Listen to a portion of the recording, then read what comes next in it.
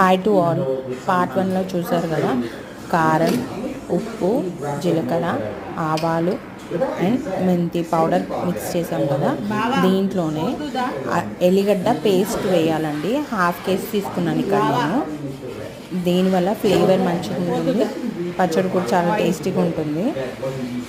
అది కూడా వేసుకొని మంచిగా మిక్స్ చేసుకోవాలి. ఇది అంతా పూర్తిగా కలిసిన తర్వాత మనం పోపు వేసుకున్న ఆయిల్ ఉంది కదా, ఆ ఆయిల్ ఇందులో వేసుకొని మంచిగా మిక్స్ చేసుకోవాలి. దీన్ని మిక్స్ చేసుకునేలోపు ఈ పచ్చడి అంతా పెట్టుకోవడానికి ఒక జాడీ కావాలి కదా, ఆ జాడీకి క్లీన్ చేసుకొని ఆరిన తర్వాత కొంచెం ఆయిల్, ఎల్లిగడ్డ పేస్ట్ మొత్తం రుద్దేసేయాలి. దాన్ని పక్కన పెట్టుకోవాలి. ఈ పచ్చడి అంతా చాలా మంచిగా మిక్స్ చేసుకున్న తర్వాత మనకి చాలా మంచి టేస్ట్, మంచి స్మెల్ వస్తూ ఉంటుంది అండ్ చాలా టేస్టీగా కూడా ఉంటుంది. సాల్ట్ అయితే సరిపోతుందండి, కారం కూడా సరిపోతుంది. ఇప్పుడు నేను తీసుకున్న పీసెస్కి అయితే ఎక్స్ట్రా ఏం పట్టదనమాట. ఇక్కడైతే మా హస్బెండ్ హెల్ప్ తీసుకొని నేను ఆయిల్ ఇందులో పోయమంటున్నాను. అందులో ఆయిల్ పోసిన తర్వాత మొత్తం మంచిగా మిక్స్ చేసుకుంటున్నాను. మిక్స్ చేసుకున్న తర్వాత పచ్చడి అయితే రెడీ అయిపోతుంది. ఇప్పుడు మనం జాడీలో వేసేసుకోవడమే. వేసుకొని 3 days కన్నా 5 days కైనా కలుపుకోవచ్చు.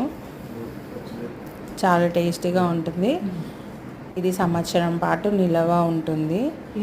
ఇది మన తెలంగాణ స్టైల్ మ్యాంగో పచ్చడి కాబట్టి అందరికీ నచ్చుతుందండి. ట్రై చేసి చూడండి, మీ ఫ్యామిలీకి అందరికీ నచ్చుతుంది. ఇలా ట్రై చేసి చూడండి. ఇది మన తెలంగాణ స్టైల్ రెసిపీ కాబట్టి మీరు ట్రై చేస్తారనేసి నేను ఆశిస్తున్నాను. ఇవాళకి ఇంతే, బాయ్. డాడీ ఫస్ట్ ఒక దగ్గర మంచిగా పెట్టు, దాని అంతా లోపల పెట్టి ఇట్లా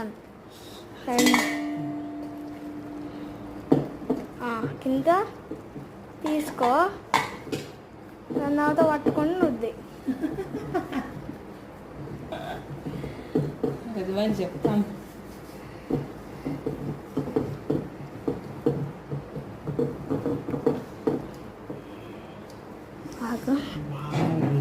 అమ్మా